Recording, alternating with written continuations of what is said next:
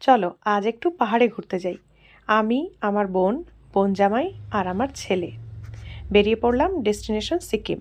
সেবকের রাস্তা ধরে তিস্তাকে পাশে রেখে চলেছে আমাদের গাড়ি। অনেকদিন ব্লগ বানাইনি, তাই ভাবলাম এই জার্নিটা তোমাদের সাথে শেয়ার করি। এই চলে এলাম রংপো। এখান থেকে গ্যাংটকের দিকে না গিয়ে আমরা নিলাম বাঁ দিকের একটা রাস্তা, যেটা আমাদের নিয়ে যাবে সিসনে ভিলেজ। পাহাড়ের গায়ে এই মিটিমিটি আলো দেখতে খুব ভালো লাগে। এয়ারপোর্টগামী রাস্তা হওয়ার জন্য এই রাস্তাটাও অনেকটা চওড়া। এই আমরা পৌঁছে গেছি আমাদের হোমস্টেতে। রাত প্রায় 9:30 মতো বাজে। এখানে আরও অনেকে রয়েছে। রাতের অন্ধকারে চারপাশটা কিছুই বোঝা যাচ্ছে না, শুধু দূর থেকে নদীর জলের শব্দ ভেসে আসছে। আমাদের ব্যাগপত্র নিয়ে চলেছি রুমের দিকে। এই দেখে নাও, 4 বেডের একটা রুম, 2টো বেড আর একটা অ্যাটাচ বাথরুম রয়েছে।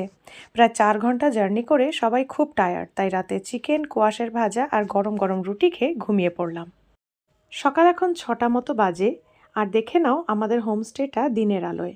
খুব সুন্দর প্রপার্টিটা, আমাদের তো মন ভরে গেছে।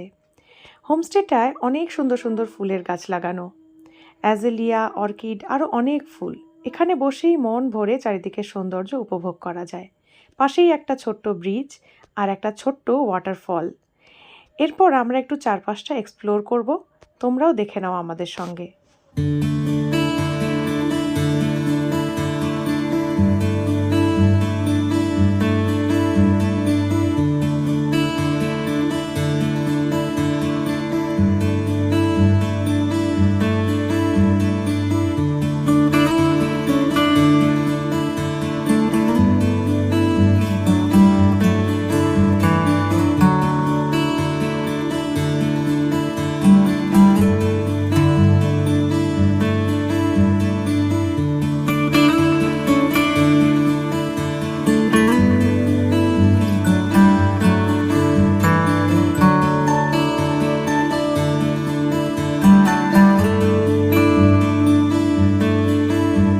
উপভোগ করলাম এখানকার প্রাকৃতিক সৌন্দর্য, কিন্তু অপেক্ষা করছিল সেরা একটা চমক।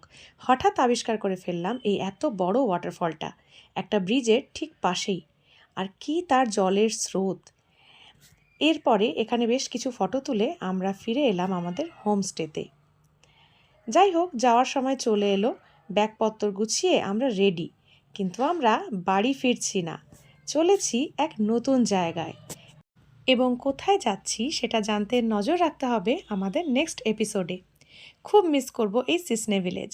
সুযোগ পেলে আবার আসবো এখানে, আবার থাকবো এই হোমস্টেটাতেই। চলো শেষ করছি এই ব্লগটা। বাই।